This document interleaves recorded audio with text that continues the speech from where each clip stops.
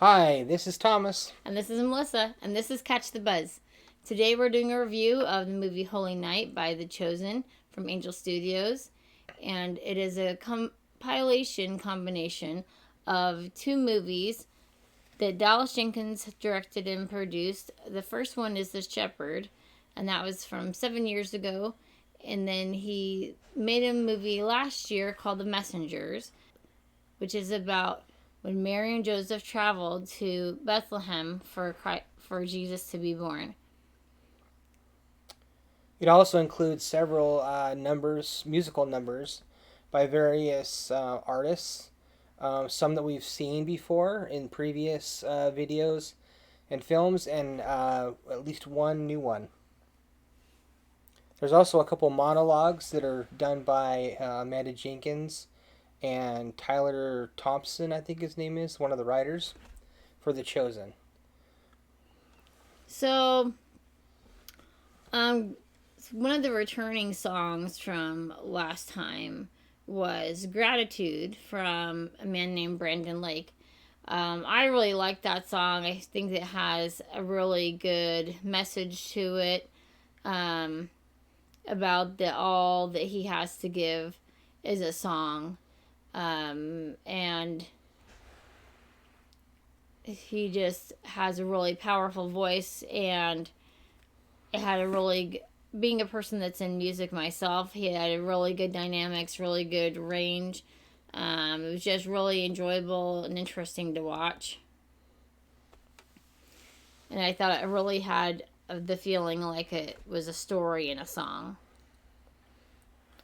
And then there's the Bonner family, and both of these, Gratitude and by Brandon Lake and the Bonner family song, they did How Great Thou Art. Those were both in the Christmas with the Chosen last year, when they did Just the Messengers. And what I thought was really interesting about the Bonner family is how they present their song. Is it's like they're kind of traveling around in Jerusalem. They just kind of flow around through the town, which I thought was really cool. How they were able to keep it all together and everything. And so I just thought the staging of it was really good. The dynamics, and it was like a whole family singing a song, which was really nice. They all sound well together, of course, and have some really great harmonies. I was actually impressed with the scenery in the background of the music videos. All of them seemed really pretty spectacular, actually. And I actually found myself actually watching those almost as much as the music.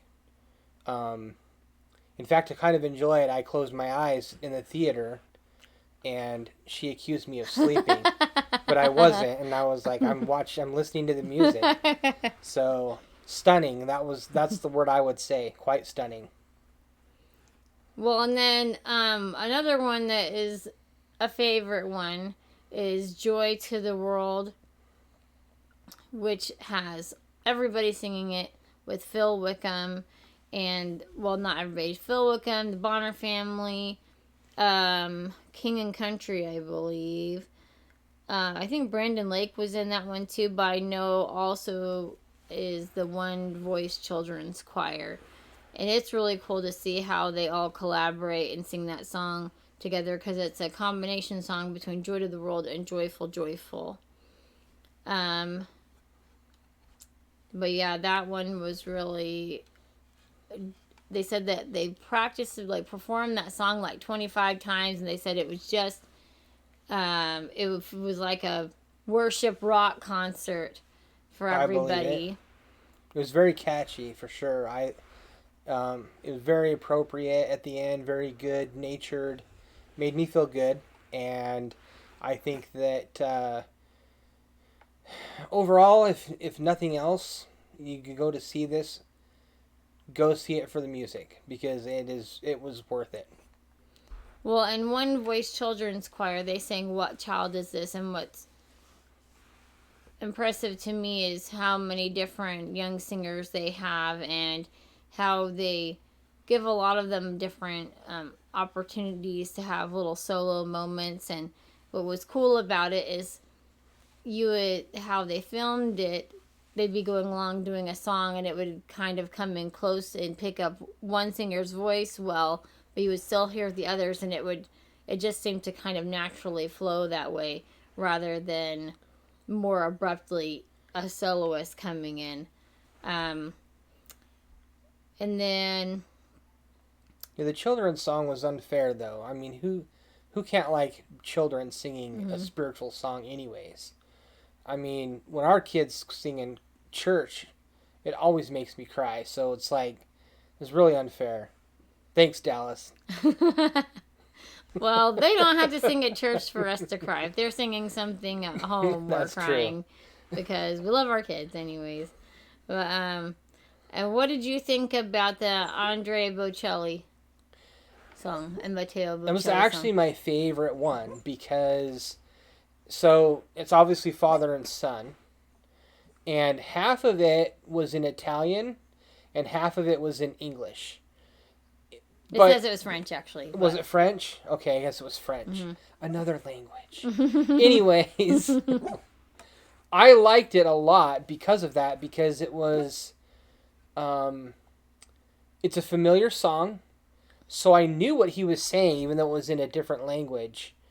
But it was just, I don't know, it had a different feel and just hit a different note with me than the original song. And I also thought it was just a fantastic thing to see a father and son duo that can sing amazingly well, do such a well-known song and do it in a way that was new, a new style, a new way of looking at it, a new way of doing it, and I think that really resonated with me a lot. So it was my favorite one. And what did you think about the monologues? Like, how'd you honestly feel about it? Did you like them? What did you not like about them? I felt like they had good messages behind them, but they were a little bit long. Like, I mean, Amanda talks a lot about, I'm trying to remember exactly, but about the making of, I think, and kind of the message behind the reason for the season.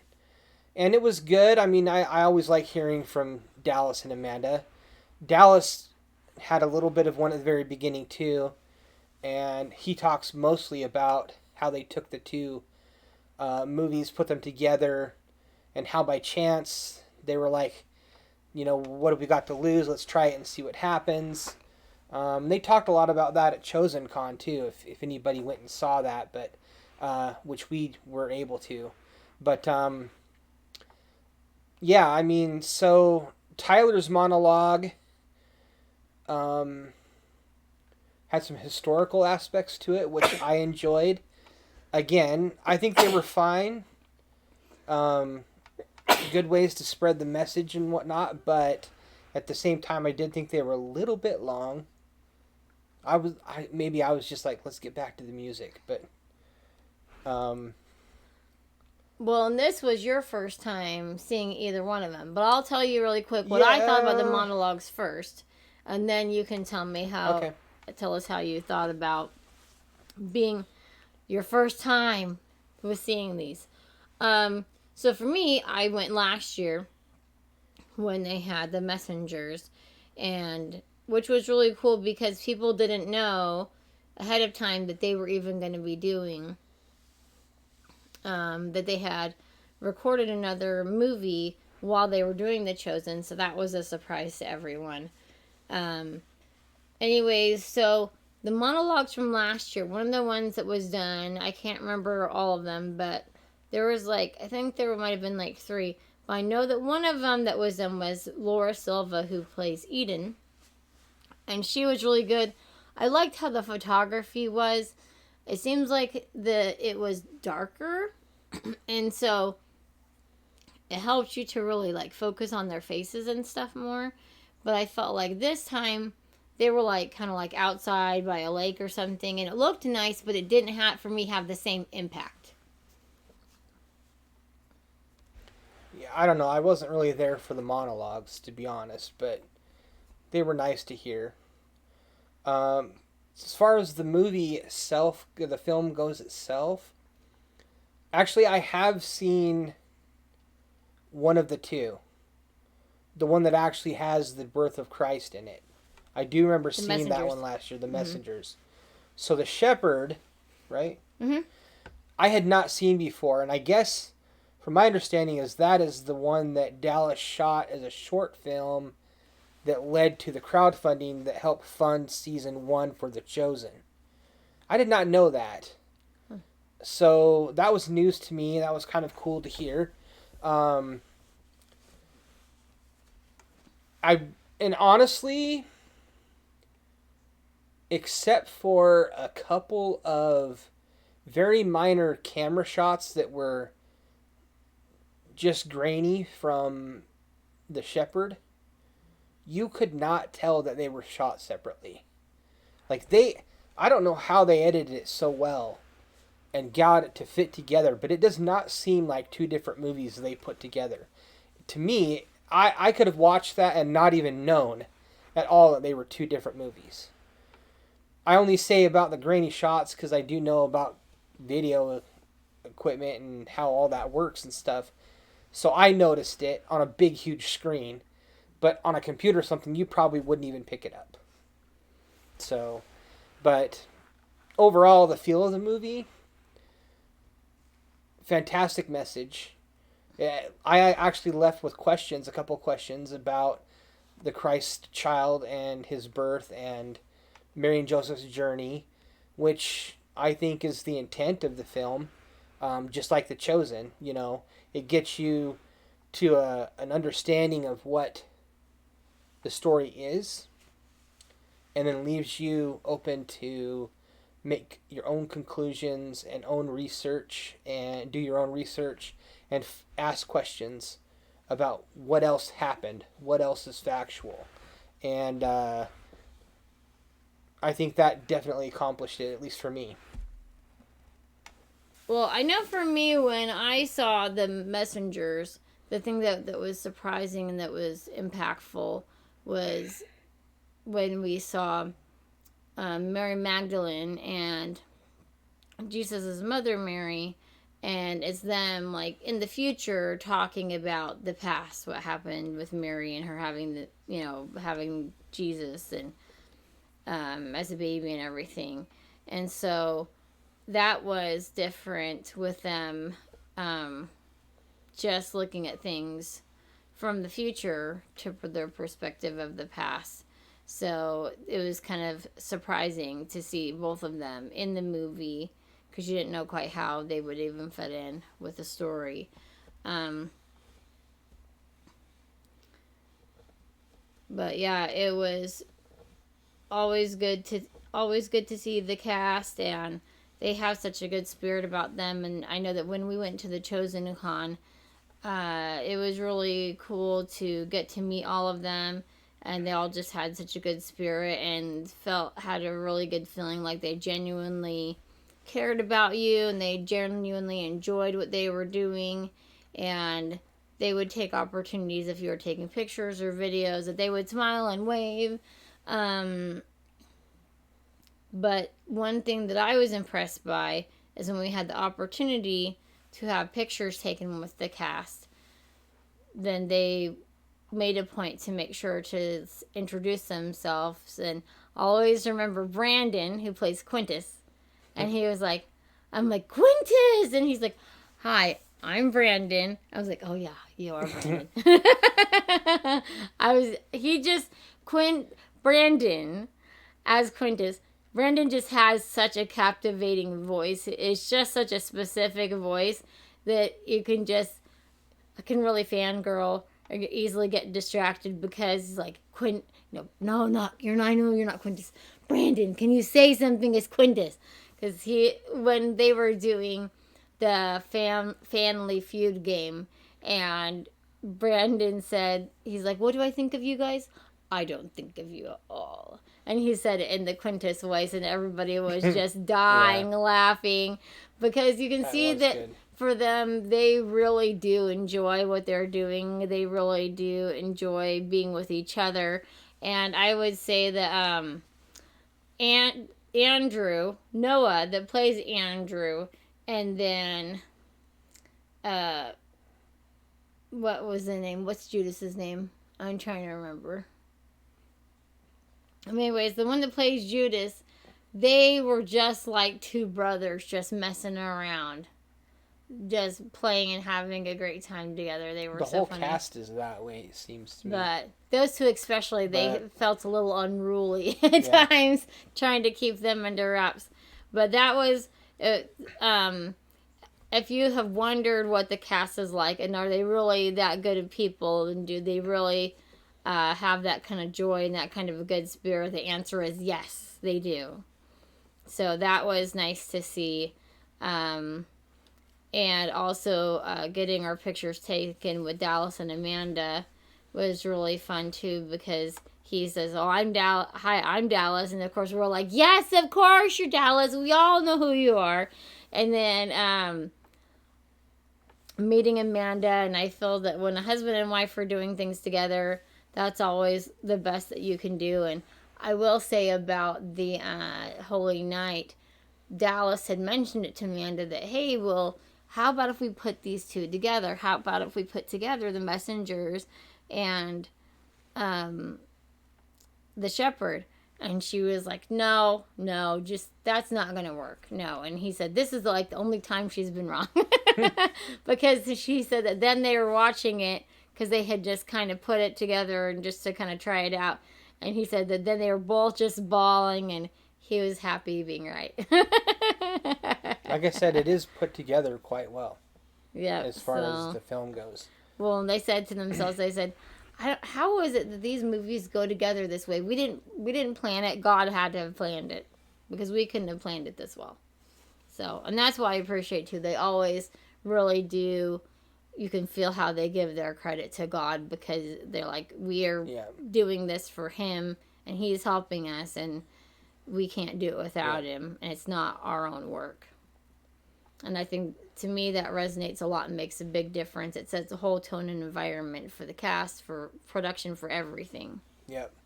They did have a new trailer for season 4.